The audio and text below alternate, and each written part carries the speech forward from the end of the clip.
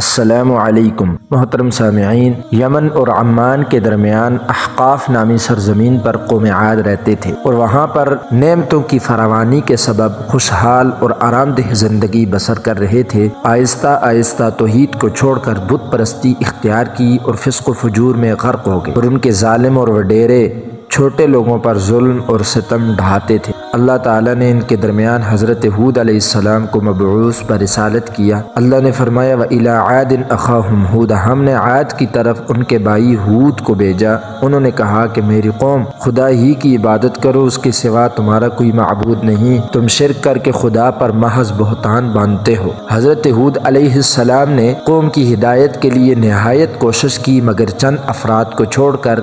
کسی نے ان کی تصدیق نہیں کی، ان کی نصیحتوں پر یقین نہیں کیا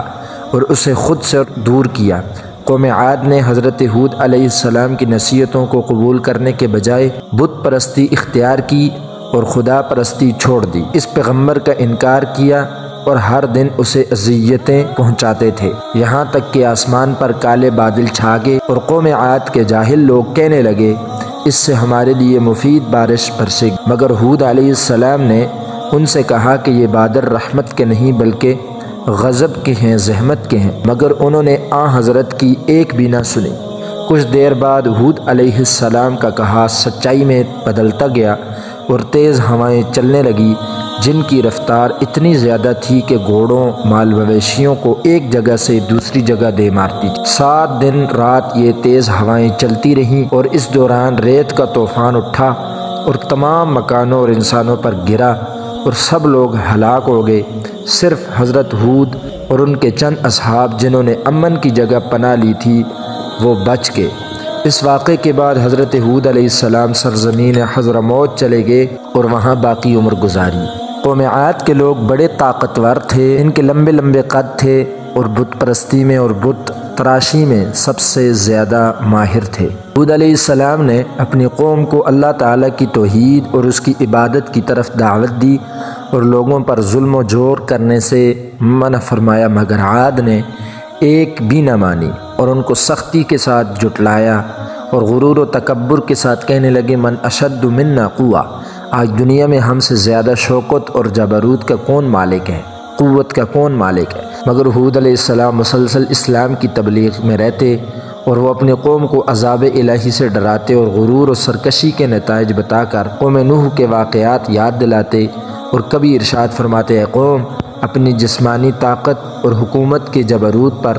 گھمنڈ نہ کر بلکہ خدا کا شکر ادا کر کہ اس نے تجھ کو یہ دولت بخشی، قوم نوح کی تباہی کے بعد تجھ کو زمین کا مالک بنایا، تمہیں خوشی عطا کی، لہٰذا اس کی نعمتوں کو نہ بھول اور خود ساختہ بتوں کی پرستش سے باز آ جاؤ جو نفع پہنچا سکتے ہیں اور نہ ہی دکھ دے سکتے ہیں۔ اور جب کبھی بھی ہود علیہ السلام قوم عاد کو سمجھاتے نصیحت کرتے تو وہ ان کو جھٹلا دیتے اور نعوذ باللہ مجنون تک کہہ دے اور زیادہ مذاق اڑانے لگتے اور کہنے لگتے اے ہود، جب سے تو نے ہمارے معبودوں کو برا کہنا اور ہم کو ان کی عبادت سے باز رہنے کی تلقین کرنا شروع کیا ہے،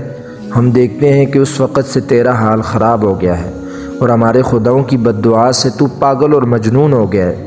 ہم اس کے علاوہ تجھ کو اور کیا سمجھے۔ وہ اپنی اس گستاخانہ جرت اور تہمت سے یہ خیال ہو چلا تھا کہ اب کوئی شخص حضرت ہود علیہ السلام کی طرف دھیان نہ دے گا اور ان کی باتوں کو توجہ سے نہ سنے گا۔ حضرت ہود علیہ السلام نے یہ سب کچھ نہایت ضبط اور صبر سے سنا اور پھر ان سے یوں مخاطب ہوئے، میں خدا کو اور تم سب کو گواہ بنا کر سب سے پہلے یہ اعلان کرتا ہوں کہ میں اس اعتقاد سے قطعاً بری ہوں کہ ان بتوں میں یہ قدرت ہے کہ مجھ کو یا کسی اور کو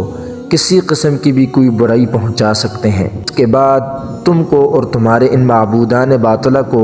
چیلنج کرتا ہوں کہ اگر ان میں ایسی قدرت ہے وہ مجھ کو نقصان پہنچانے میں جلدی سے اقدام کریں۔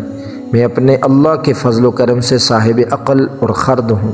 اور حکمت اور دانائی کا حامل ہوں، میں تو صرف اپنے اس خدا ہی پر بھروسہ کرتا ہوں اور اسی پر وثوق رکھتا ہوں جس کے قبضہ قدرت میں کائنات کے تمام جانداروں کی پیشانیاں ہیں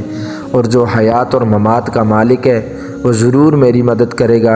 اور ہر نقصان پہنچانے والے کے نقصان سے محفوظ رکھے گا۔ چنانچہ یہی ہوا کہ ان کی بد دعا سے اللہ تعالیٰ نے ان پر عذاب نازل ہوا اور ایمان رکھنے والوں کے علاوہ باقی تمام نافرمانوں کو اس دنیا سے مٹا دیا۔